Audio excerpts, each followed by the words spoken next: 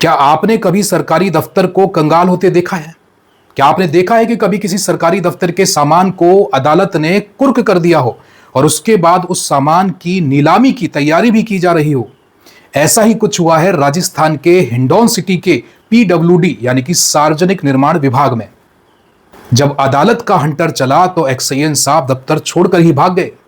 वो सार्वजनिक निर्माण विभाग जिनके कंधों पर शहर की सड़कों की निर्माण की और देखरेख की जिम्मेदारी होती है, अरबों रुपए का बजट सैंक्शन होता है, लेकिन आप देखिए ठेकेदार को देने के लिए उनके पास फूटी कौड़ी तक नहीं है। और जब अदालत में यह मामला पहुंचा तो अदालत के आदेशों की इतनी बार अवहेलना की गई कि अदालत खुद दफ्तर में पहुंच गई उनके सामान को कुर्क करने के लिए।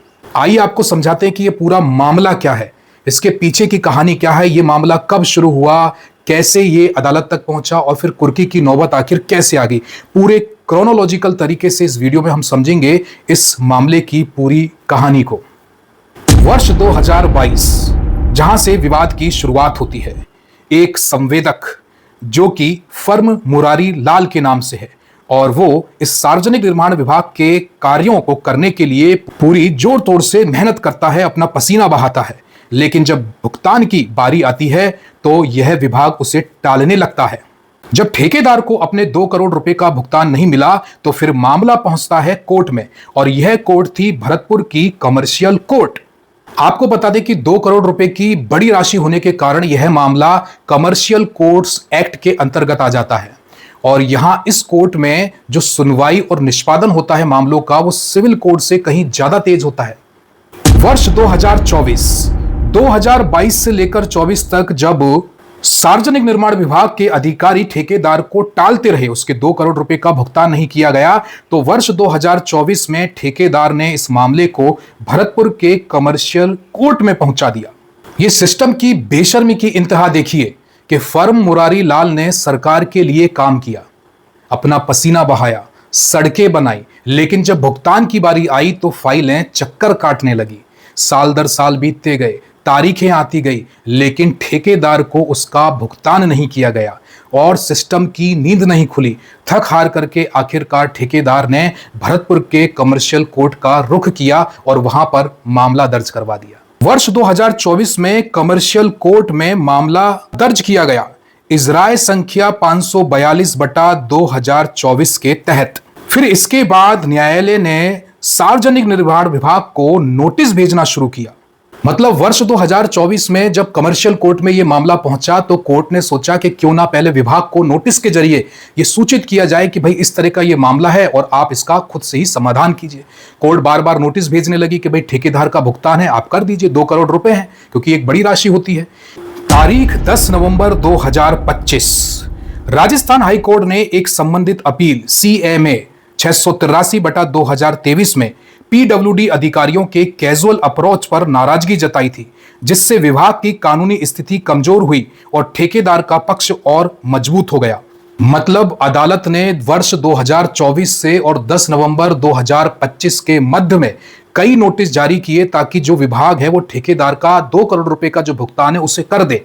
लेकिन जब इसका कोई जवाब नहीं आया और उनकी तरफ से कोई सकारात्मक पहल नहीं की गई तो इससे कोर्ट नाराज हो गई और उन्होंने इसे अधिकारियों की कैजुअल अप्रोच माना।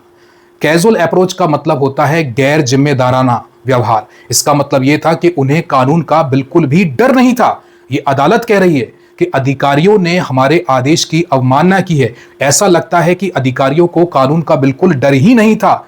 तब जाकर भरतपुर की कमर्शियल कोर्ट ने जनवरी 2026 को इजराय संख्या 542/2024 के तहत उन अधिकारियों और विभाग के खिलाफ वारंट जारी कर दिया।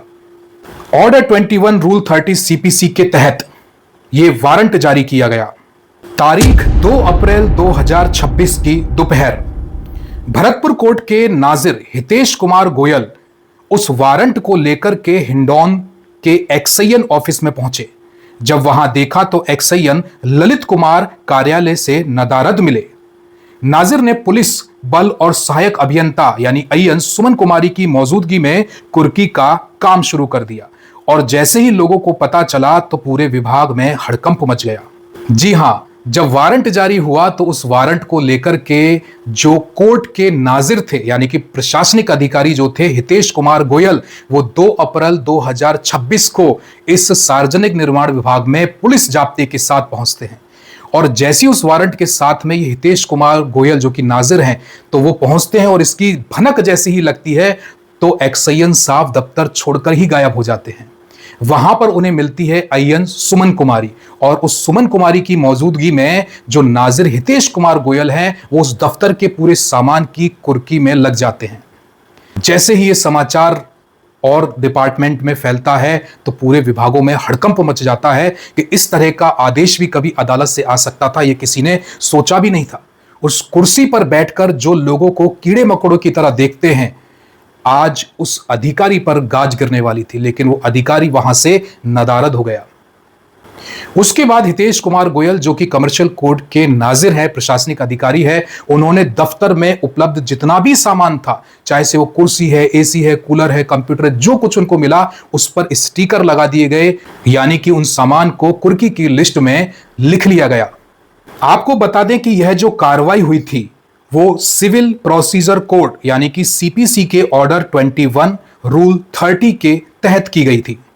आपको थोड़ा और समझा दें कि ये सिविल प्रोसीजर कोड यानी कि सीपीसी का ऑर्डर 21 और रूल 30 क्या कहता है। देखिए कि जब कोई सरकारी विभाग या कोई व्यक्ति अदालती की डिक्री यानी कि जब अदालत कोई आदेश निकाल रही है और उस आदेश की पालना नहीं करता है, तो ऐसे में अदालत ये सीपीसी का जो ऑर्डर 21 और रूल 30 है, इसके तहत वो उस व्यक्ति या विभाग के खिलाफ वारंट जारी कर सकती है ताकि उसकी जो भी चल संपत्ति है उसको कुर्क किया जा सके। और इतना ही नहीं बल्कि उस सामान के नीलामी के आदेश भी जारी कर सकती है। और इसी सीपीसी ऑर्डर 21 रूल 30 के तहत इस हिंडौन सिटी के पीडब्ल्यूडी विभाग पर कार्रवाई की गई, क्योंकि उन्होंने जो 2024 के बाद से जितने भी उनको नोटिस भेजे जा रहे थे, उनको आदेश दिए जा रहे थे कोर्ट के, उनकी उन्होंने पालना नहीं की। वो कुर्सी पे बैठकर खुद को बड़ा समझ रहे थे। उन्होंने शायद सोचा होगा कि कानून उनका शायद क्या ही कर पाएगा, लेकिन आप देखिए कि जब अदालत का हंटर चलता है तो अच्छे अच्छों की हेकड़ी निकल जाती है, फिर चाहे से वो कोई भी हो। ये घटना उन तमाम अधिकारियों के लिए चिंतन का विषय है जो सरकारी कुर्सी पर बैठ करके अपने आप को कानून से ऊपर समझ लेते हैं। वो भूल जाते हैं कि कानून के हाथ लंबे होते हैं, आज नहीं तो कल वो आपकी गिरेबान तक जरूर पहुंचेंगे। इस वीडियो के माध्यम से हमने समझा कि किस तरह से एक ठेकेदार, एक फर्म मुरारी लाल फर्म जो थी, उसका 2 करोड़ रुपए का जो भुगतान था वो पिछले कई सालों से अटका पड़ा था। जैसा हमने समझाया कि मामला 2022 से शुरू हुआ था, 2022 से आप देखिए अब 2026 हो गई और आखिरकार उसको अदालत जाना पड़ा, अदालत का दरवाजा खटखटाना पड़ा और उसके बाद उसको न्याय मिला। ये एक चिंता का विषय है। आप सोचिए कि उन्हीं के बीच में रह करके उन्हीं के लिए काम करने वाला व्यक्ति ही अगर ऐसे तरस रहा है न्याय के लिए, तो आप सोचिए आम व्यक्ति तो फिर क्या ही कहें। लेकिन सवाल अभी भी बाकी है, और सवाल यह है कि क्या इस पूरे सामान की कुर्की करने से वो 2 करोड़ रुपए की जो राशि है वो वसूल हो जाएगी? कि ये सामान इतना है कि वो 2 करोड़ रुपए की राशि जो है वो नीलाम करके मिल जाए? अगर ऐसा नहीं है तो फिर जो सरकारी कर्मचारी है, अधिकारी है, उनकी पेमेंट से ही क्यों ना ये पूरा की पूरा जो पैसा है वो वसूला जाए। आखिर उस ठेकेदार का जो भुगतान है वो कैसे किया जाएगा? सच कहूं तो ये किसी सरकारी दफ्तर की कुर्की नहीं है, बल्कि ये राजस्थान सरकार की फजीहत है जो उनके अधिकारियों ने सरेआम राजस्थान के लोगों के सामने करवा दी है। ये बहुत बड़ी फजीहत है राजस्थान सरकार की। क्या अभी भी राजस्थान सरकार की नींद खुलेंगी, या फिर ऐसे ही आगे आने वाले समय में और भी दफ्तरों की कुर्सियां, टेबल जो हैं वो ऐसे ही कुर्की होते रहेंगे? सवाल जायज है।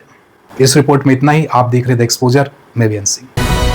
द एक्सपोजर न्यूज चैनल, तमाशा नहीं सच।